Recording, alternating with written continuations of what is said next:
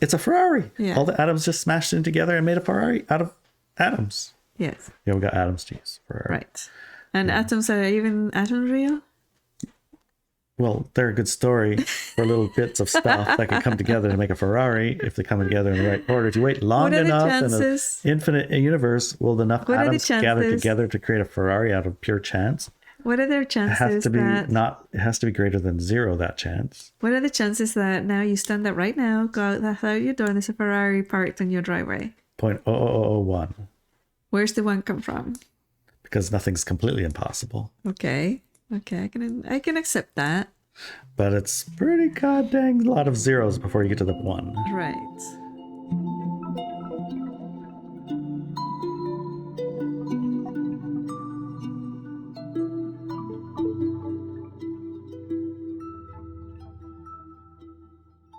Welcome to our podcast. Our podcast, we're used to saying a different set of words. I know. This is a woo for thought. A woo for thought is an essay.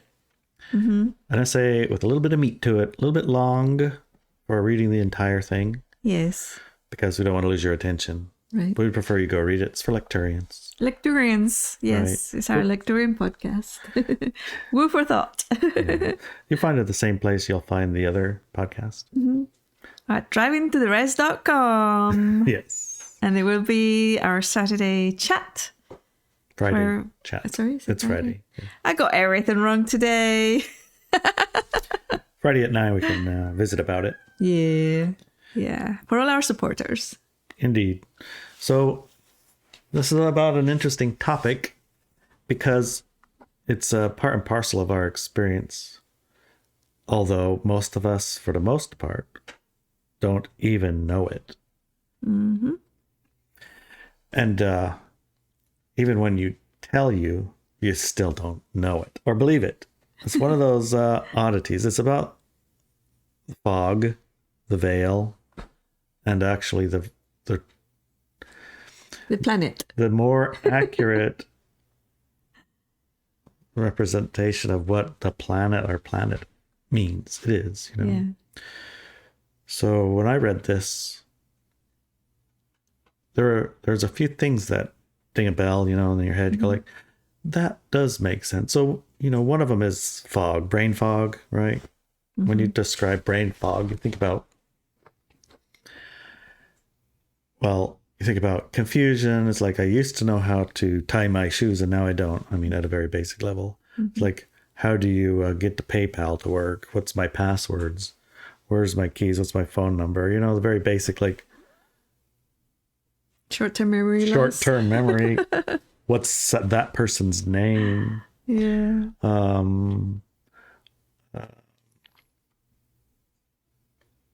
People also describe brain fog as a little bit of confusion, the inability to make analytical conclusions.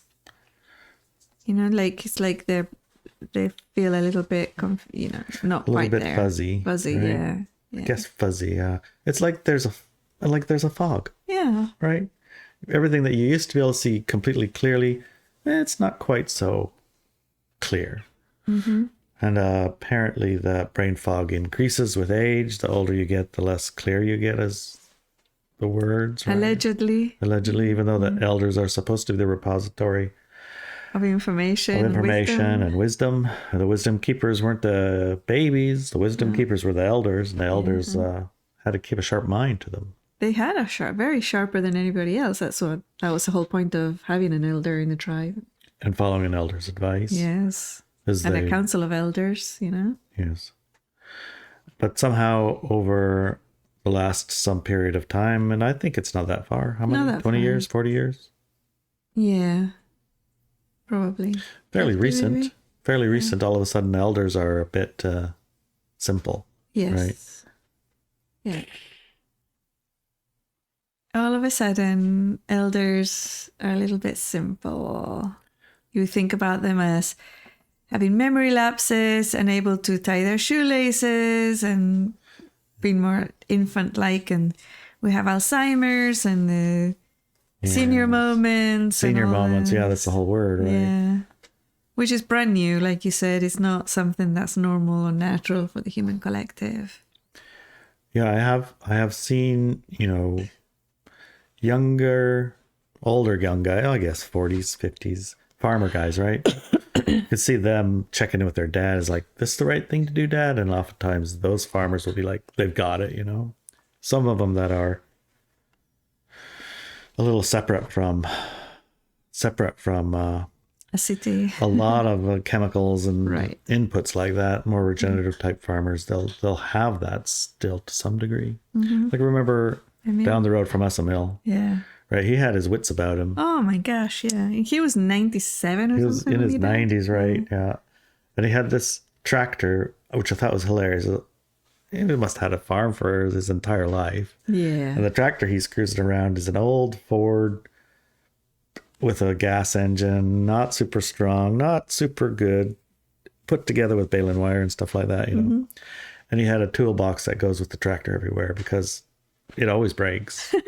And I think he liked it like that because That was it normal. was kind of like you could see the tractor, you could see the field he's going to cut the grass in, Yeah. which he was cutting for free. Yes. It's like, I'll just cut this down so the blackberries don't grow. Yeah.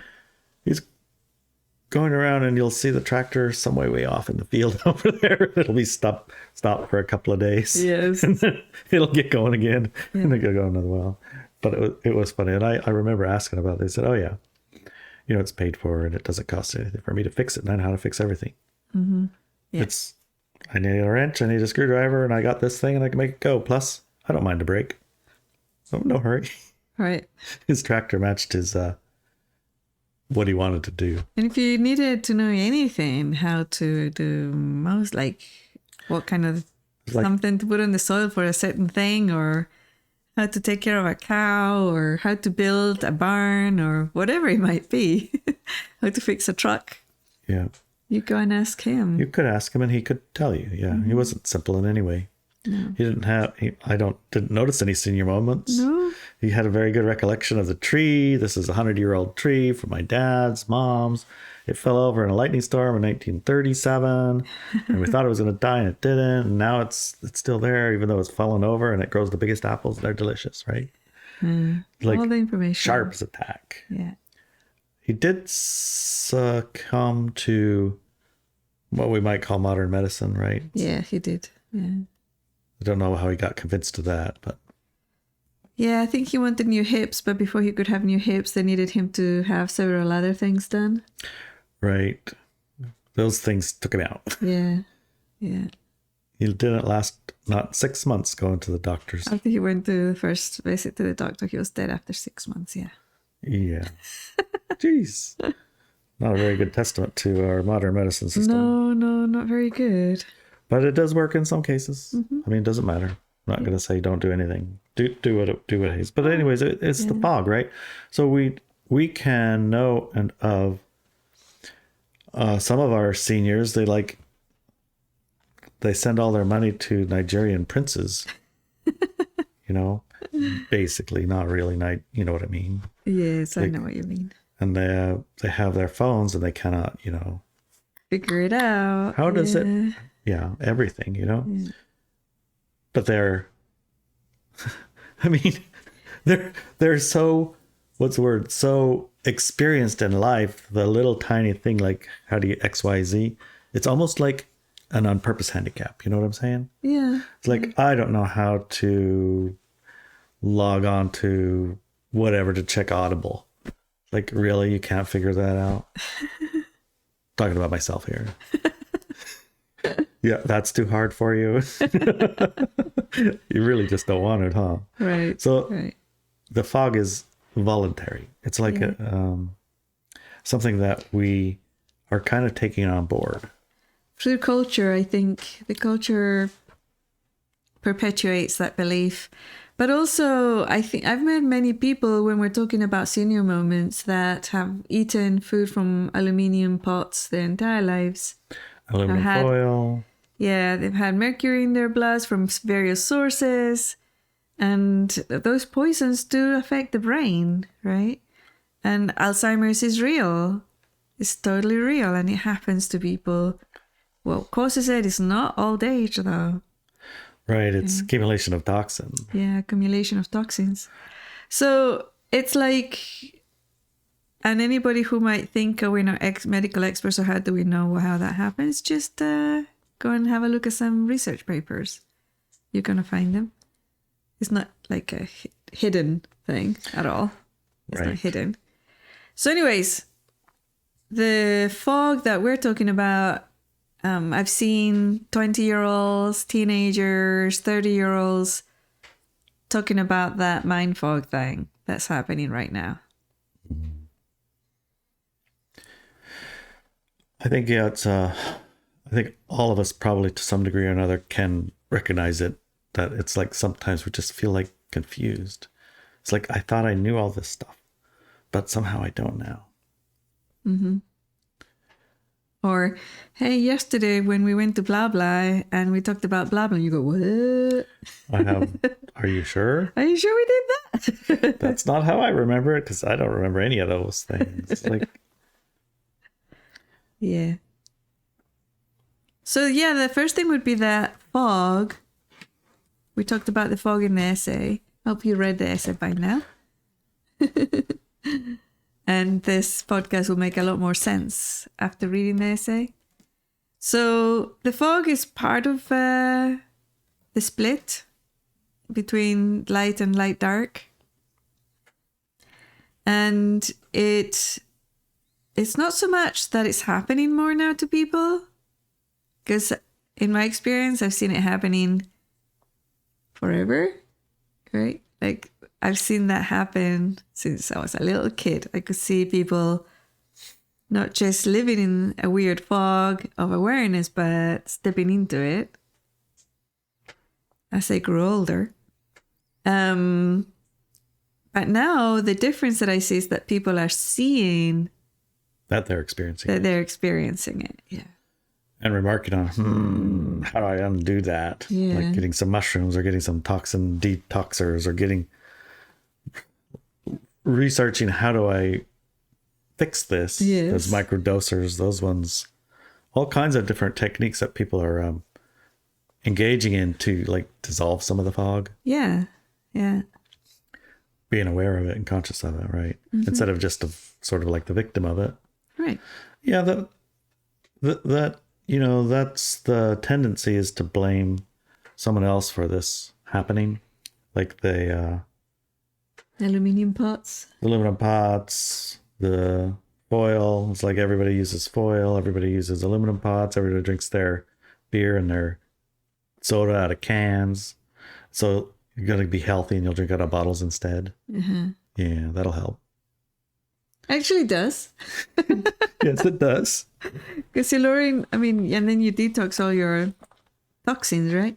So those things do help. Right. But what's interesting to me is that people are noticing that they're going into that fog these days. Well, before, people were doing it, but they weren't actually noticing it. They didn't know it's happening. They were just happening. It's just happening. Yeah. This is an important part to say, though. Within this teaching, we know that any limitations we experience with financial, health, relationship, spiritual, or in this case, mental, it is because at some level of awareness and sovereignty, we have chosen that limitation for ourselves. We can then ask ourselves, how is this limitation serving me? What does it allow me to do? What does it stop me from doing? How does it serve other people or beings in my life? That's the teaching of nothing can happen without our agreement. Yeah. Nothing can happen with the brain fog's happening with our agreement. We are saying, okay, I'm going to drink out of cans. I'm going to leave the toxins in. I'm going to pretend that it's no big deal. And I'm going to even forget that I learned that maybe I should detox. Mm-hmm. I'm going to say, I really should figure out how to chelate out aluminum toxicity from my body, because I learned that aluminum in your brain's like not a great thing to have accumulated. Right. And then I don't do anything, or I forget about it tomorrow or this afternoon. Right. Or I order the stuff and it comes in the mail. It's like, oh, that's good. Put it on the shelf. One of these days we should do that. And then dusty shelf 2 months later. What's this for? Did you order this, honey? Yes. Yes, you did. No, I didn't. No, I ordered it. Did we use it? No. Why? I don't remember what it was for. I know it was important at the time, but what was that about? That's we the could kind of a fog about. we're talking about. So Yeah. we use that limitation, we use that forgetfulness, we use that maintaining that fog. I mean, for a reason, and I guess everyone's reasons can be different, but what might our reason be for that fog? So the other day I was asking you certain questions as we were driving. I said, so you were listening to a podcast about what's been happening in a certain situation on the planet. Do you remember what it was? I do remember the podcast. I do remember the question. Uh-huh. And the topic, was right at the edge of my awareness at this moment. It was it was related to the pandemic, and the political. Oh yeah, the instigator. Yes. Who is the prime instigator of this pandemic thing? What was it? Pharmaceutical company or government or this or that or who? Military action. Who's the head of the orchestrator here? Who has the power to orchestrate something at a planetary level like that? Yeah. And it wasn't. It wasn't a podcast that had reached the the ultimate layer of here's the ultimate source of it. It was exploring one of the connections as you go up, right? Yeah. And so for me, that was interesting to collect information and then put it in the spots, even though I forgot the topic. It's still like the topics, the spots are there filled. It's like click, click, click, click, click, click, click, clicks to try to put a worldview together in a sense, right? Yeah, yeah. A worldview that feels like you could help navigate others in our tribe, others in our group, others that are interested or listening, navigate things successfully, right? Yeah. Because when you are all the way in the fog, you can't navigate that. If you're at least you got a little bit out of the fog a lot of the time, then you can see when the things are coming, and that's one of the gifts that you have, is you can see things a bit differently than most people. Yeah. So in that conversation, I was asking Larry, so how do you think, what do you feel about the information you just listened to? Right? And it took you a while to figure out what that answer was. Yeah, because you used the word feel. Yeah. And, So you started giving information the what you just listened to, right? Well, this person, has evidence that this is a military action because NATO was involved and it was all orchestrated by this person and that person, and now they're being forgiven and whatever, they can be prosecuted and blah, blah, blah, blah. And I said, yeah, but how do you feel and what do you think about it yourself? Yep. And that took a while, didn't it? Yep. Because I'm illustrating this because that's part of the fog. Sometimes we get stuck in the story and we don't perceive or realize why are we interested in that story, but also how does it make us feel and how does it affect us in other ways. A feeling is an effect, right? And a lot of the time that I've seen an individual listening to things like that, they immediately feel like, or they step into the victim-aggressor cycle, they feel wronged or upset or powerless or go to war. Oh yeah, when you hear it, it's like righteous. It's like, oh man, I gotta go smack the smack out of those smackers or whatever. So, and that is part of the weaving of the fog, that is weaving a tale in a story. Yes. Nice believable story that you can use to blame something on an external. Yeah. Or whatever. So continue a victim-aggressor cycle. Yeah. Yeah, continue a victim-aggressor cycle. And a key clue that you can and are listening to a narrative that's helping to weave a stronger victim-aggressor cycle are feelings of what? Righteousness or Righteousness. yeah, fear, Anger. Fear, powerlessness even. Yeah. It's like, well, it's such a big thing. I'm completely powerless to change. Right. Yeah. Yeah. Yeah. So when you have that feeling, which is an interesting part of manifesting and co-creating reality, when you have that feeling and you hold that feeling, your reality begins to reflect that feeling that you're emitting back in the circumstances that you're seeing, even if those circumstances aren't that still for you feel that way, right? Yeah. How many times have you heard someone say, how are you this morning? And they say, great. And you hear, just great, right? It's like, just great. It's like, not great. It's like terrible, right? Yeah. Even though they actually just said great, right? Yeah. But yeah, that's like a tiny little example, but I think that's part of where the fog pulls in, because in the fog, your expanded awareness, which is like your empathy and understanding of that other person, instead of just your what, it's yours and their. When they say great, are they actually great?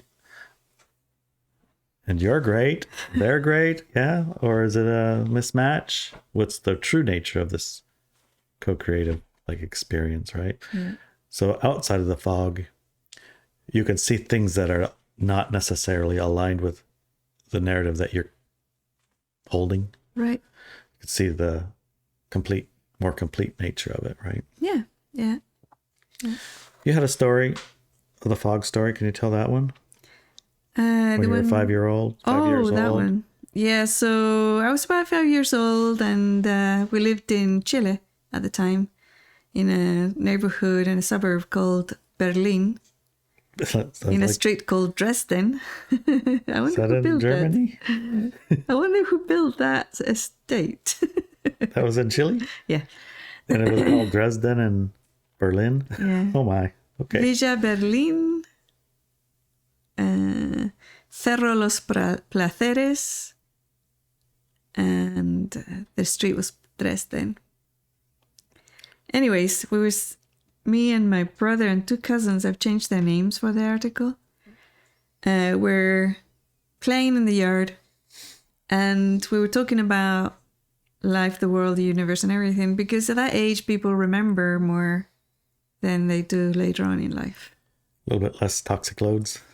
Possibly. Some. In some cases, I think that might be something that we hear more and more about now. It's like the massive doses of toxins injected into you. Oh, yeah. It's from to try to turn the fog on faster. Yes, from birth. Yeah. Anyways, so we were chatting away, and then we heard an argument inside the house. 2 aunties, 3 aunties were involved. And we stopped what we were doing. We were just listening in to what they were saying, and they were arguing about was so pathetic and stupid, right?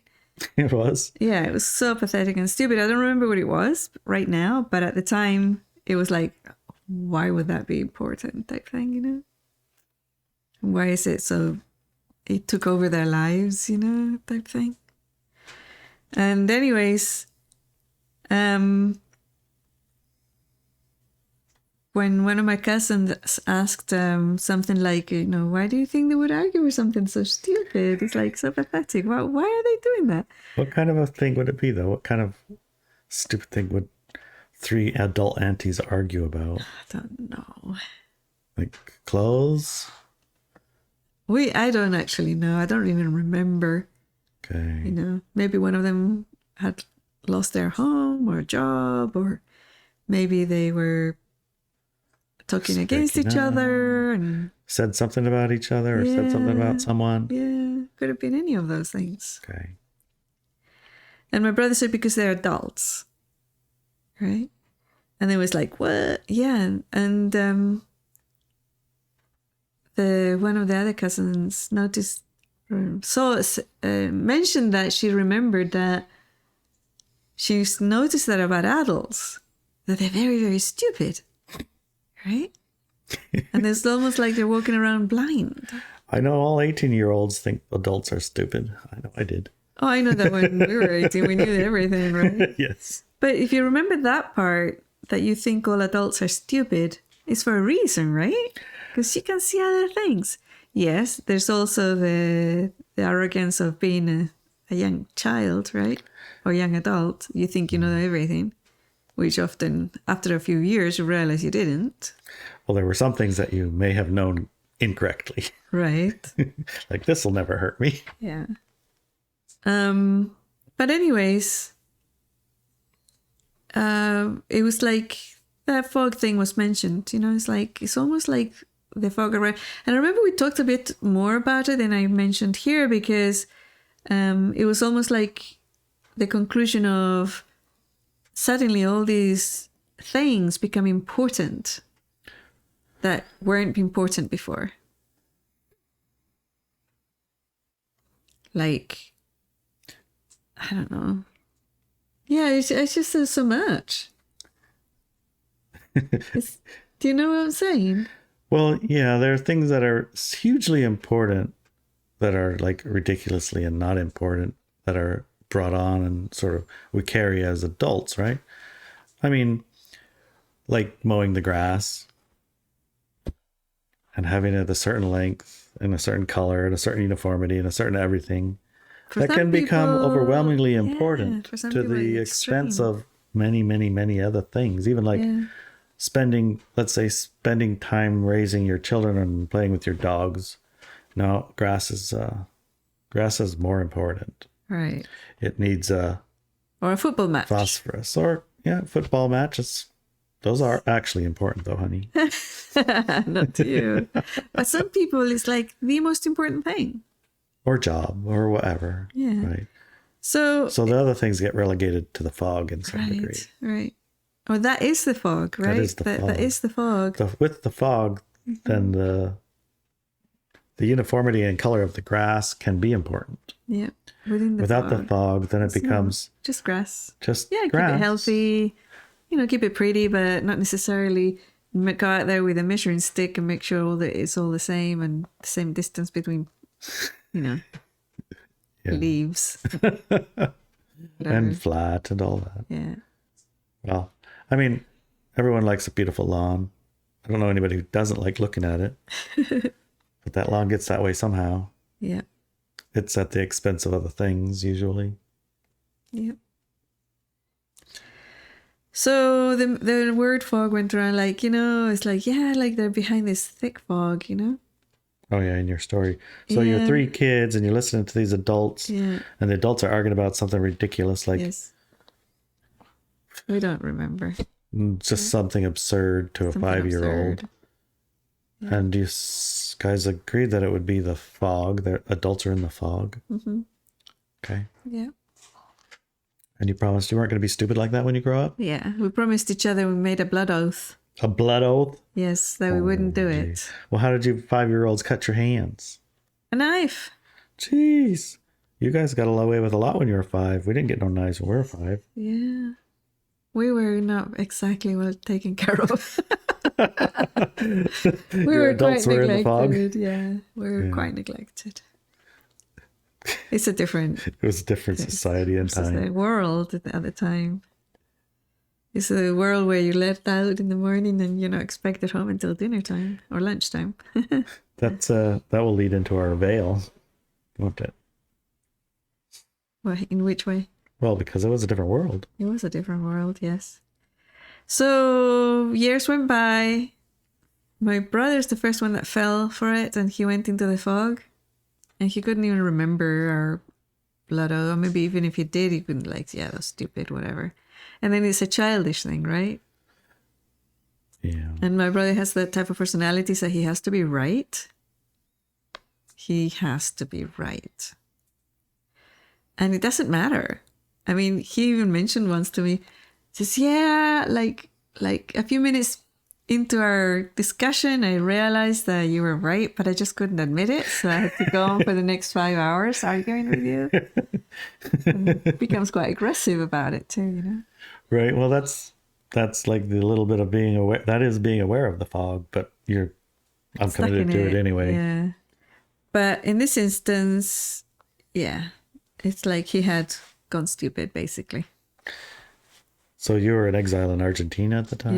Yeah. In the Germany part of Argentina? No, it's not German. Well, This is Dresden? No, that's Chile, honey. Oh, That's where we lived when we were little, in Chile. No, this is Argentina. I think oh, this was later that you had the story. Yeah. So when you were 15, your No, I brother, wasn't 15. when you were 10, your brother was 15, he Yeah. got stupid. He did. And you asked your cousins about it. Yeah. Yeah. And all of you sat there and reminded him, and he said he's not stupid. Correct. I didn't forget anything, but he had. He had, yeah. So how did you try to prove his point? Oh, we tried everything, but nothing worked. He was right. All right, so you just gave up on him. Yeah, we did. And then, What about your cousins? my cousins fell for it too. Yeah, they had fallen for it. So I was quite like gutted at the time. It's like, we made a blood oath, it's like, how could you just drop that? But if you don't remember it, what can you do, right? But one of the things that was interesting in my cousin, that in the article I called Marigold, I went back to Chile when I was 27, and I visited with her, and she looked like she was 50 years old. She like dressed like her mother. Her hair was old lady's hair, and she was married to an older guy, and she was a Jehovah's Witness. And Wow. I looked at her, like, I looked like 27, but it's like I looked a lot younger than 27 at the time. But I dressed like a modern person. I had very short hair at the time, and it's like, yeah, I look cool. What can I say? Okay. And I just looked at her with my mouth open. I was shocked. And then she started talking about, what she was up to and everything. And I can't remember. I said something to her before we parted. And I don't remember. I think I looked at her.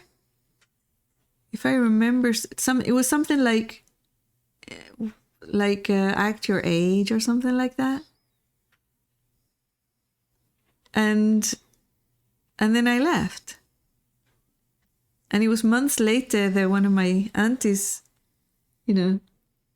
contacted says, oh, you had a really good influence on your cousin. She got divorced. She's no longer a Jehovah's Witness. And she's dressing like a young woman. Really? To kind of like cleared the fog for a minute? A little bit, yeah. And I actually never met her again. I haven't seen her again, which is weird. But it was interesting that she removed herself from a lot of that fog. And she was like back to her old tricks, Yeah,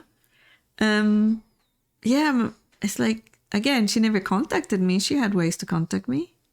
Ask my other auntie for my phone number or email or whatever, but she never did.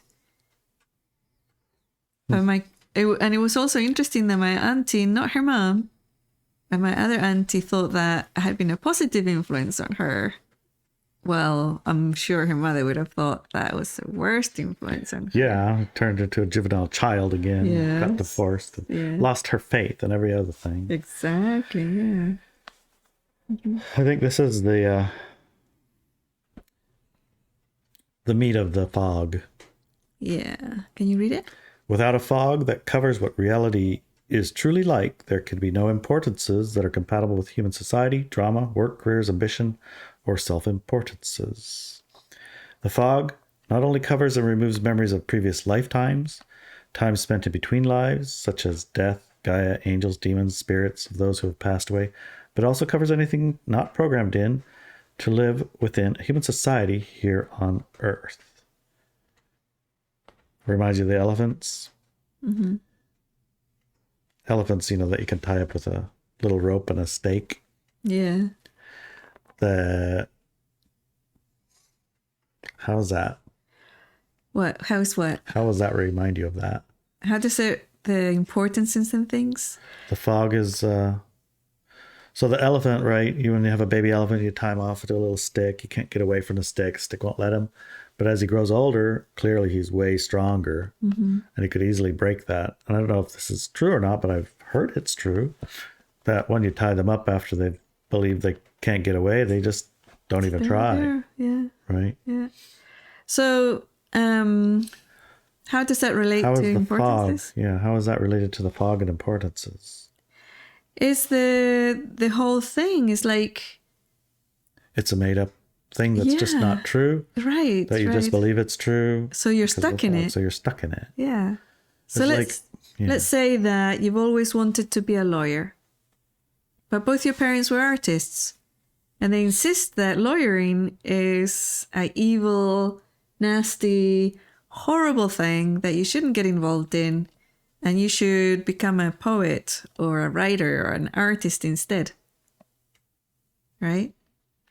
So you integrate that fog that says lawyering is evil, and even though I really enjoy the challenge of reading lawyering books or whatever, or cases, and I know I can win them, I can't get involved in that because it's part of the, Evil empire or whatever. the evil empire, right? I'm going to go dark if I do that. So you don't do it. And then you become, I don't know, you don't really gel with writing or poetry or artistry or whatever. So instead you set up a business and you're selling art for artists, right? Got a good eye. You've been trained by your parents and you went to art school. So you're stuck there. And you're working away at your business and you're selling art and everything. You're not exactly happy. But you think, well, if I sell it all and go back to school and learn lawyering, then I lose my beautiful home. I won't be able to feed my kids. I'm going to have to send my dogs to the shelter. I'm going to end up sleeping under a bridge, poor and, homeless. So these are all the fog. These are all belief systems that you stuck with yourself, onto yourself, chosen for whatever reason to integrate into your life. And you get stuck there. So you're stuck in that reality. Where fears become real. Yeah. So if you were to sell your business and try to go back to school, you're going to fail because you're carrying all that fog around you that says you're going to fail. Plus, you have a fog that says you're going to be evil and evil people will become lawyers. So you ain't going to do that, even though you're trying. Exactly, yeah, because you don't want to be evil, right? So you're going to fail your exams, so you're going to fail all the arguments because, whatever. Yeah. Okay. So, that's a very simple example of how a very limited fog can affect a person's life.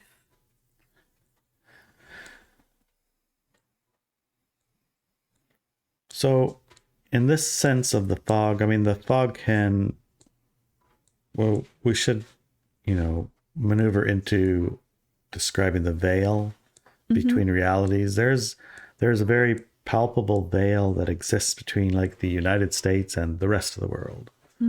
And the thought inside the United States is that everyone wants to come here because they're free to do whatever they want, or they're free to live. The land of freedom. Yeah, they're free to and live liberty. their life without constraint of things like caste systems or class systems or expectations, or you're a cobbler, you can't possibly be a industrialist or a lord or I don't know what else. I really don't know because I never grew up in those places, but Right. that's what I heard from inside the United States. Yes. And when I look outside, I do see in those other realities when we went there, it's like there are plenty who carry that program. I'm in England, I can't do anything but this. That's the way it is here. Yeah.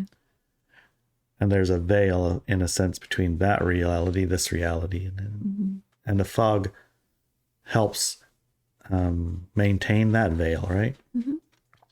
So when you think of a veil, How would you describe it? Well, the veil would be what separates one reality from another. Here you call it a collective fog. It's a fog at a collective level. Yeah. A fog at collective level means that because a collective reality is constructed through agreement, right? So let's say, and I've talked a lot about this in my manifestation classes, right? About how, for example, if you wanted a Ferrari to be parked outside your home, you walk out the door right now, there's a Ferrari and your name down out there. There'd be a Ferrari out there. Then you have to think, immediately you go, how can that be possible? Is that even possible? Yes. Can you just manifest it and there it is? Well, I can think of some believable stories. Exactly. So immediately you go into believable stories. Right. Some plausible way that it could happen. Right. Not the atoms align up and all of a sudden the atoms collided into a certainty and reality that looks, it's a Ferrari. Yeah. All the atoms just smashed in together and made a Ferrari out of atoms. Yes. Yeah, we got atoms to use. Ferrari. Right. And atoms real? Well, they're a good story for little bits of stuff that could come together to make a Ferrari if they come together in the right order. If you wait long enough in an infinite universe, will enough atoms gather together to create a Ferrari out of pure chance? What are their chances? It has to be greater than zero, that chance. What are the chances that now you stand up right now, go out your door, and there's a Ferrari parked in your driveway? 0.0001. Where's the one come from? Because nothing's completely impossible. Okay, I can accept that. But it's pretty goddamn lot of zeros before you get to the one. Right. It's a not zero. Let's just call it a not zero. But it's like mostly a zero. A lot of them. So the Ferrari has to appear with a collective agreement that's inside a certain fog that limits you from just materializing a Ferrari from thin air onto your driveway. You have to have a believable story. Yeah, that would be our collective fog. Yeah. Because our collective fog is, they're not just negative things, right? So our collective fog is what allows us to have a reality experience of physicality in the first place. Without it, you wouldn't be able to. I remember the collective fog you had in Europe was that if you came here to the US to keep you in Europe, you would get shot off the airplane and probably robbed on the way to the car. Yeah. And you can't park. Mugged. Uh-huh. So it's extremely dangerous to even walk around the street unless you're armed. Right. Of course, you need guns yourself. Right. Which I think you've probably been taught guns are bad in some way. They tried. Yeah. So that would be a collective fog holding one, putting a veil between one reality and another reality. Is this? Some of these collective fogs keep you from leaving it, and some of them keep you in it. Yeah. And the reality is that there's some places, some streets in the United States where that's actually real. And in England too. That you get shot? Yeah. Yeah. Yeah. Yeah. Or stabbed. Yep. Same death. Got a hole in you. Right. Right. I don't think there's even probably worser places in England than there are in some of the better places in... I don't know. I haven't heard too many people getting shot in my entire experience. I've never actually seen one. That's part of the fog, isn't it? Yeah. Because if you're like from the... What's it called? I can't remember. Ghetto? Ghetto, yeah. You do know. If you're black or Latino in the ghetto, in a gang, you have to join a gang, or your grandpa's been shot, whatever, That's a veil. There's a veil between that reality and this one. Exactly, yeah.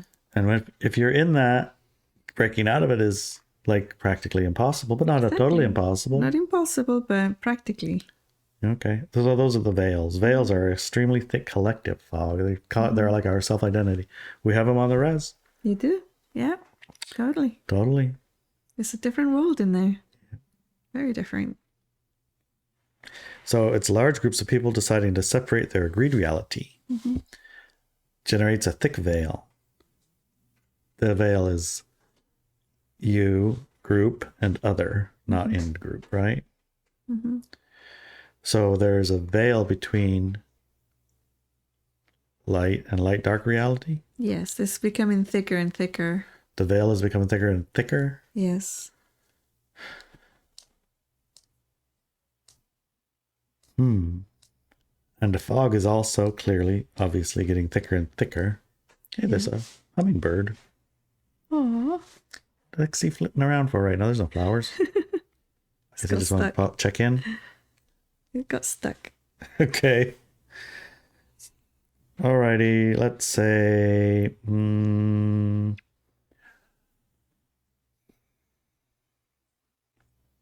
there's a vast fog, I guess, or veil, collective fog, surrounding our perception of where and what we are, in the sense of how and what we're experiencing on a planet, in a house, all of the things. We're like completely encircled with so many layers of these veils. Yes. You can't, it's like your brother and your cousins. You can't even conceive that you're a part of one of these forgettings. Mm-hmm.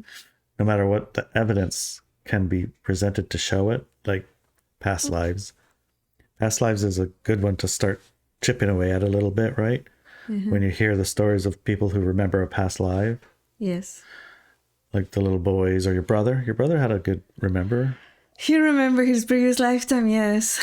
So can you give that story real quick? For a previous lifetime story? Yeah. So my brother, growing up, he would wake up from a recurring nightmare for years, decades. And in the nightmare, he was inside a small airplane cockpit. And he could see the dash and everything. And he heard the noise of a different airplane and then got shot. And the whole thing burst into fire. And he burnt alive, basically. He didn't even get one shot out. And he would wake up screaming, because he's burning up. And he would draw the dashboard all the time with the glass coming up, like the viewpoint. It wasn't like, here's the dashboard of an airplane, but it was, here's the dashboard, the stick, and here's the window pillar, whatever. Right? The panels. And he would draw it, like he had several drawings of it. And a couple of incidents happened when we lived in the UK. We're walking down the street one day and we heard some airplanes. And he went like... Ashen, ghost white, ashen. He stopped. He couldn't move. And I looked at him and said, oh my God, are you okay? And he's like, it's them. And I says, what? It's like, they shot me. And we started looking around and we looked up and it was Spitfires. They were going to some event, some Spitfires. Those were in the dogfights in the Second World War. Spitfire Messerschmitts used to fight against each other.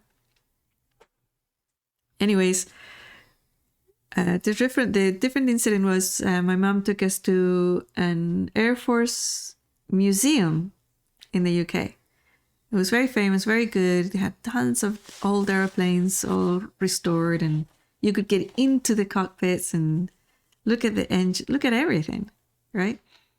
And we saw a Messerschmitt and the panels, I could recognize those panels. It looked like your brother's drawing. Yeah. From the outside, though.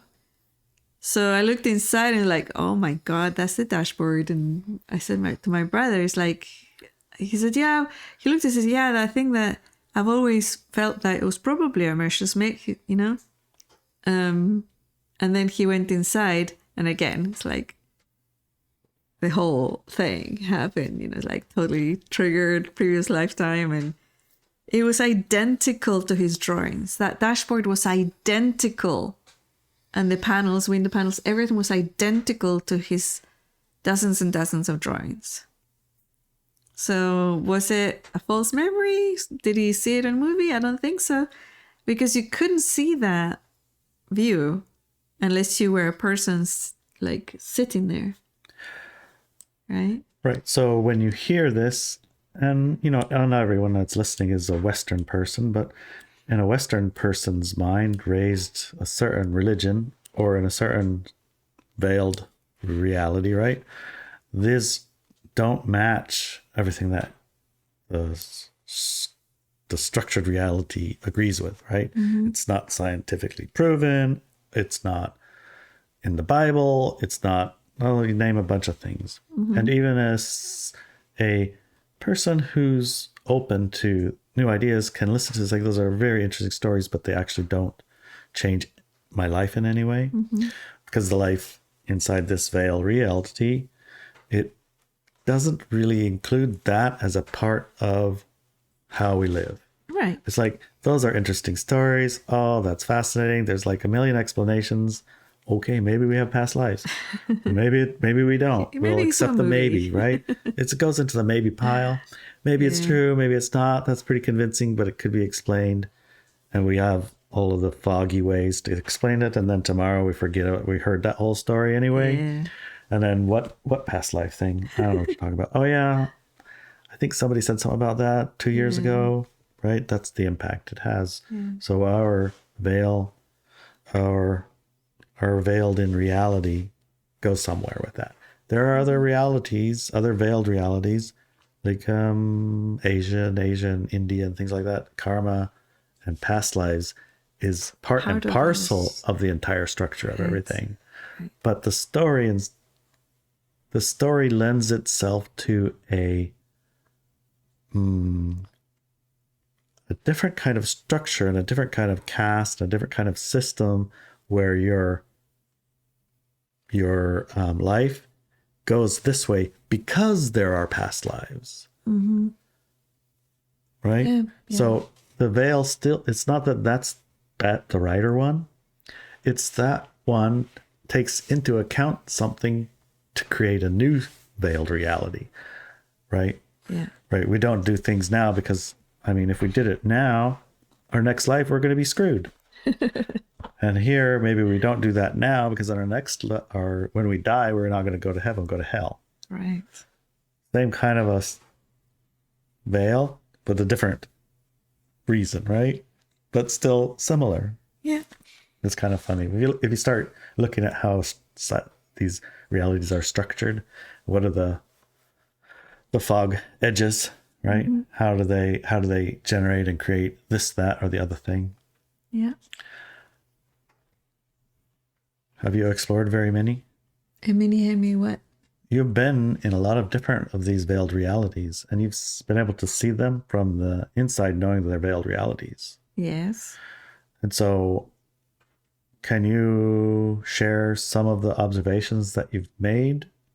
Like in Chile and in Argentina, and South America, and England and Ireland and California and Sacramento, and what are some of the things that you might notice? Like the one I just shared with past lives and India and Western thoughts around the same thing, right? Yeah, I've noticed like there's something called an island mentality. Have you heard of that? The island mentality? No. The island mentality describes that a certain group of individuals who live in an island think that the center of the universe and that everything in the world is directly reflected or compared to that. That's the real, and everything else is invalidated or not actually real. Like you're from the United States. Yes. Is the United States the center of the universe? Well, you would get everywhere else from here. There you go. Do you think that your culture is superior to everybody else's culture on the planet? Well, everyone else's that I've seen. Right? Except for in England when they're cooking meat in pastry. That's better. For some reason we can't get that going here. Yeah. It's just can't go. Right. So that is part of it. Really. That's part of it. The person thinks that their country is the greatest in the world, and that's all a fog that has been created. It's not actually real, right? It's been shoved into people's lives as a program. Every day they go to school, they, salute the flag or whatever it might be, or the queen or whatever, or the church if it's a religious school or whatever. So it's indoctrinated. So yeah, from that perspective, I've lived in many countries and I could see not just that they were so different from each other and they all thought that they were the real one, but also it allowed me not to get ensnared into just one of those because I kept moving. So which one's the best country then? There isn't one. All of them are equally the same. No, they're not. Yes, they are. No, I walk down the streets in some of them other countries and they ain't the same, I'm telling you. Well, some of the things you might like better than others, but Some the of the things reality you might creation, not like more than others. Yeah, the reality creation, the fact that they create culture and societal rules, and I think I haven't been to a country that doesn't like actively suppress women, and I can tell you why that happened around the world. Right. Go ahead. Right now. Yeah. No, we're going to talk about something else now, aren't we? No? But I can see that because people are afraid of women uniting because they're very powerful. They are power. And without a structure, it can go a little bit sideways. So women are afraid of powerful women and they will gang up to destroy them. And that is reflected in every single society around the planet. Look at your kitty looking at you. A kitty. Yes, let's change the subject. Can't help it. Okay. It's the cutest thing. Let's I just posted a picture of your kitty on Instagram. So a lot of cultures also, a lot of groups of women blame men for that oppression and abuse of women. Yeah, I was like, but that always blows my mind. It's like, who teaches the men? Who teaches the men? I've watched the moms telling. Oh, yes. We're like, yeah. You do realize what you're doing, right? Right. Exactly. Do you not? That's the fog in play right there. Yeah. I was having that conversation just yesterday with some fella who was a random guy I met at the auto place in Forks. I went in to get the title for the sailboat. And I'm sitting there doing all this paperwork. And then the guy walks in and he sits down and we start chatting. He's a friendly guy. And he ended up having 3 daughters and 2 baby mamas. And they were talking about, people would ask him, what are you having? And he said, a daughter. He's like, oh, well, hopefully you have a son soon. And be like, what do you mean? Why? What the fuck is that about? Right. It's like, excuse me? Yeah. And he's a logger, skidder operator, drives the thing around in the woods, stares the trees down, drag him out of there, Got his going to Forks to visit his kids and trying to sell his boat because he bought the boat. So when he could visit his kids, he'd have a boat to ride around with him, but he don't get to see his kids as much because his wife won't let him. Oh, ex-wife. No. So it was like going to sell the boat, and he has another daughter. And it's like, it's not like he's walking around as the most enlightened man on the planet, but even he could see the absurdity of someone saying, it's like, what? Mm-hmm. Why would you say that? Where does that come from? That's one of those clear veils, right? Mm-hmm. And clear fogs. Yeah. And it was quite funny. It's like, it cracked me up because it was coming from his mom. Right. One day, son, maybe you can have a son too. Just keep trying. Oh my gosh. Yeah. So there's a lot of fogs, right? And the veils is like a very, very well established fog. Very well established, co-created, agreed upon fog, right? Yeah, right. Yeah. So the fogs. Well, go ahead, finish your thought. No, I was going to say, it's like you and many of the community members had experiences of going elsewhere during the night and meeting beings that were not human. Right. And that's one of the things I was going to say is this fogs, they can become thinner at times or thicker, depending on your physical body and environment, depending on your state of awareness or expanded awareness, depending on your location, some more denser than others. Some places Some places you can go to, for example, and they play the national anthem, and if you don't stand up, they'll grab you and take you out. Other places... Or beat you up. or beat you up or whatever.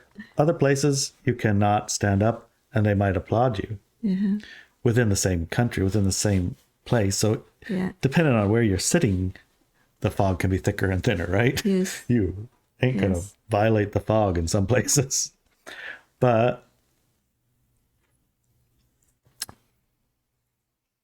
in the fog is one thing. Out of the fog, you can start to see the fog.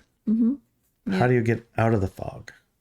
That's what we're talking about now. Is sometimes you can start seeing the fog, but you take it very personally and you fall into your own fog. Like, for example, when you stayed in Canada for a few weeks, at first you thought everything was brand new and everything was different, and after like a few weeks you were just there's nothing done with it. Nothing tastes right. The coffee's bad, it's wrong. The colors of everything in the store is wrong. They don't put the right amount of salt in everything. And it's like, I give. Mercy. I'm out of here. Right. So that is... Ejected from that. That's a personalized rejection of a fog that wasn't compatible with yours. Right? Yeah. And with regards to your visits to that other place... Yeah, we got on this story is... our first told in one of our first episodes of Driving to the Res. Yes. And in it, I had an experience. I woke up in the morning with my hair combed backwards perfectly. Right. I mean, right now, if you look, my hair is not anything. This is what happens when you wake up in the morning. You put a hat on, and your hat's fine. Your hair's fine, but standing up in all sorts of directions. Yeah, stand up in all kinds of directions. It's just that's normal wake up morning hair. This morning I woke up and my hair was combed perfectly, like a hairdresser done it, but backwards. And I thought that was the funniest thing I've ever seen. And I told you, I was like, honey, look at my hair. Yeah. And you looked at it. What did you think when you saw me? Did you notice it was backwards? No, because I don't know which side it's supposed to go. So that's your own personal fog there, lady. Yes. My hair is always the same way. Well, not anymore, but it was always. It only goes one way. You can't make it go the other way. It'll just stick up like this. Yeah. Okay. So anyway, you didn't really notice, but me, I was like, totally, look, my hair. Explain, my hair is backwards, honey. Yes. And you're like, backwards? What does that mean? What does that mean? It's like, see, it's brushed this way, not this way. He's like, okay. That's funny. I wonder why. Well, not really. It's like, okay. It doesn't really move the needle very much. But it's a little weird. It's interesting and weird, yeah. I thought it was interesting and weird enough that I mentioned it on Sunday to everyone at the community. You know, on Sundays we gather together. Share a meal. Have a meal, share a walk, take dogs, go to the river, sometimes do other things, but, you know, at least once a week gather. Yeah. And I shared my story. I thought it was the coolest thing. Yeah. And one of the other guys, Fred, said, really? I woke up that morning and my hair was perfect and backwards too. And he's a hair guy. I mean, he pays a lot of attention. He wouldn't be seen dead with a cap on he wouldn't hair. Never. He said since he was in high school, he's done his hair exactly the same way. And he's a Southern California guy. And hair's important in Very California. Important. And his hair was particular. Yes. No deviation, please. Deviation. Yeah. And his solid, this is the way the hair goes, this is the length, he knows shape. The numbers of the thing when you cut it. Yeah. All this stuff. And if it ain't exactly that when he gets done, he says, look at my hair. It's a mess. And for me, I looked at his hair the other day. He just got his hair cut by a Clallam Bay barber. Well, hairdresser. I don't know what you call it. Lady who cuts her hair. A hairdresser. Okay. And he knew exactly what to tell her, but she cut it like a logger. Oh my gosh. And so he's like, look at my hair. And I was like, okay. Yeah, your hair looks fine, but it does not look like you. Oh my God. You're going to need to get another haircut, I bet. He's like, I don't know what to do. Oh my God. My hair's cut, but it ain't right.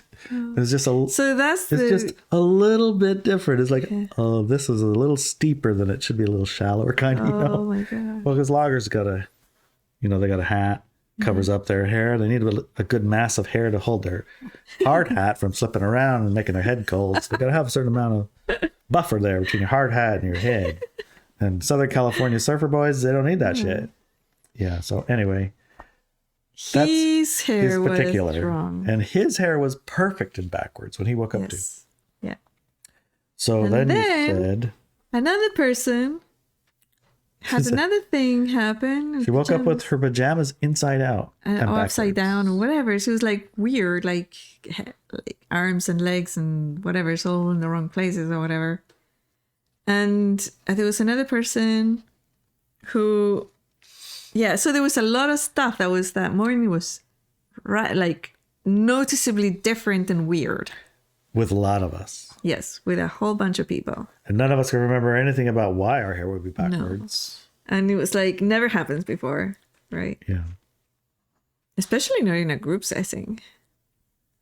Well, I imagine it does happen, but we had no awareness of any of that. Right. So you said, well, 1% accidental, 2 people, maybe a coincidence, but all these people on the same day, the same morning with this weirdness, that is a message. You guys are trying to tell each other something. right. So So how are you you going did to a- remember? So it turns out Fred is a regressionist. He was trained in how to do those regressions where you can tap into your experience and maybe collect a little bit of information about, hey, what happened? Why is my hair backwards? And I don't have a conscious memory of it, but at an unconscious or a subconscious or a different state of awareness level, I might have some remembrance of it. And this is often used to recall your past lives because you don't, sitting here, have a conscious remembrance of it. Yeah, there's a thick fog between your previous lifetime and this one. And that's exactly the fog. And so in his regression process, you actually start by exploring some of your past lives. And then after you've explored them a little bit and really spent a little time in that brain state where you're accessing these memories that are outside of the fog, you can access, hey, why'd you wake up with your hair backwards? What happened? And in our recollections, all of them match to a large degree with some variability in like what it looked like here or these kind of things. But in essence, we all went up, because that was the word we would use, went up to a ship. And we There's are aliens there. aliens there, and we're in a room and on tables, and we had experiences and we saw each other, and we had done all of this combing our hair backwards and putting our pajamas on back inside out because we wanted to try to stimulate ourselves to remember That you had done it. we'd done it, that we're doing this, that we're on the ship, that we're there together, that, try not to forget, try to remember. It's like Yes. shake the fog loose a little bit while we're here. Yeah, so it was an intentional thing we'd done for that purpose, which I thought was hilarious. Because despite knowing it, it's still an unconscious memory. I still can't consciously recall it. Right. But I thought it was interesting because the word fog came in, or the veil. I can't remember. which Right, one. you asked, Fog. It's like, was asked why do we go there, and the answer at the time in that state of awareness was to spend some time out of the fog, right. so we can recenter and sense the reason that we're sitting here right now in the fog can get lost in the fog. Right. You And we'll can go get there. lost in the fog, but you come out of the fog for a little while every Take a now breath. and then. Get back into your Yeah. center, whatever it is, to heal this, clean that, fix that, spend some time in the real world. Yeah. The real world. And then you come back here bushy-eyed, bushy-tailed, and bright-eyed and bushy-tailed. Right. Right. So time out of the fog. Yeah. Well, I thought it was interesting that you went there. Yeah. So just before we finish, I wanted to talk about the planet aspect of it because we have discussed it, right? The planet aspect of it. what makes a planet, what makes a reality, is that What makes a agreement. Yeah. Well, that's agreement, right? There's that agreement of what is real. Right. There's that fog, and then there's that veil. Mm-hmm. And the fog of the veil, we know the fog applies to our individual experience of life. And the veil is a thicker fog that's our group experience of, reality. It's like in the United States, or on the res, or in England, or in whatever, right? Yeah. So there's another one. Yeah. So before we finish, I just want to talk about the concept that I introduced in the book Steam Whisper and the trilogy, the Earth File, the Return series. And I'm just going to read it. An Earth that has... Oops. What happened? Where'd you send it? You moved the page. An Earth that has thousands more continents than what we know about. Continent, after all, comes from the word containment. Right? Right. Imagine, if you will, a world where those people who choose the light-dark experience were contained within small land masses. Imagine then that the other thousands of land masses were hidden from them behind a thick veil. The people on the other side of the veil would be able to see and perceive the ones who are contained, but not the other way around. That gives a hint of the true nature of our world, our planet, and reality itself. What do you think about that? I think that the fog is thick. So what you're saying is that,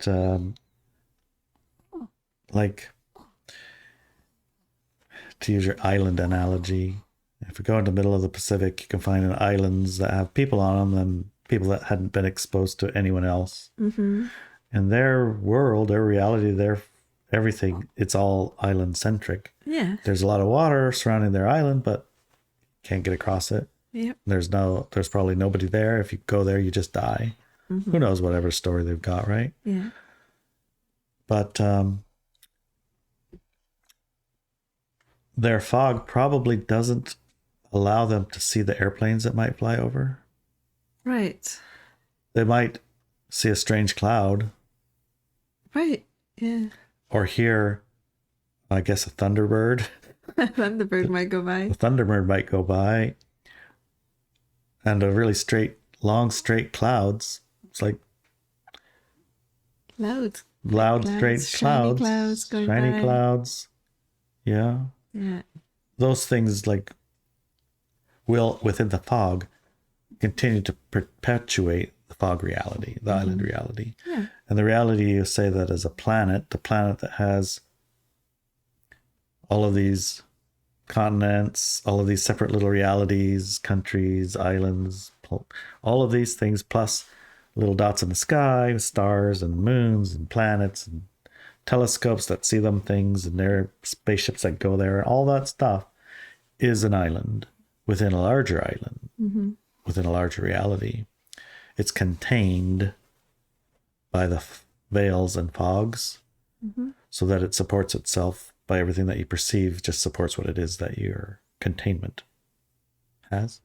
And our containment of the planet is within a larger container. Yeah. So I remember you made a piece of artwork, and on the artwork, you're sitting there. There's a woman sitting there, and she's holding a little planet Earth in her hands, right? Yeah. And behind her is a larger, planet, and behind that is a flat line, which is a much vaster planet, a planet you can't even perceive there's a planet there, right? Right. It's like planet within planet within planet kind of a thing. Yeah. So planets are containers. Yes. Good job, honey. That's the true nature of our world. So I hope you've enjoyed this exploration of a Woofer Thought essay. If you're a lectorian, you like the long version of things, you can subscribe to the Woofer Thought at our Substack. So you go to Substack and you can search for Inelia Benz, and the Woofer Thought will be on that page. So Yeah. I suggest reading this essay. I mean, our talk, we're a little bit in the foggy, doing the talk about the foggy. Yeah. So it's a little bit, to me, it feels a little bit like less sequitur and less structure. You kind of forget what you just talked about and you moved on to this other conversation and you Right. can't seem to connect it with the previous one type thing that can happen when you talk about the fog and the veil.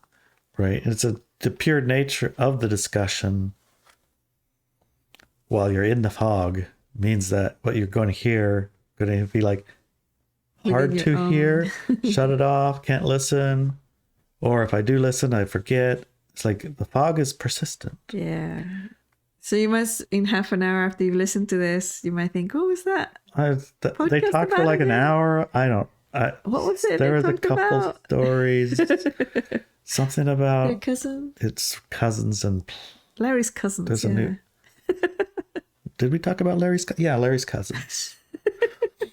Yeah, so it can tend to be that way. Just understand that the way to bust through that, if you want to bust through it a little bit, is read the article and listen to the podcast. Read the article, listen to the podcast. Seems like repetition helps bust the fog a little bit. Yes, yeah, it does actually. And I appreciate the difficulty. It's supposed to be hard because you chose to make your reality very solid. Yes, indeed. So when we're picking into let's modify our collective agreement from one to another. The interim period, Yeah, can be a little bit challenging yeah. because you got a foot in both one of them, and it's like sitting down and standing up to the national anthem at the same time, right? Yeah. Alrighty then. Until next time. And next week we're going to have Driving to the Rest again. So we'll see you then. Okay, see ya.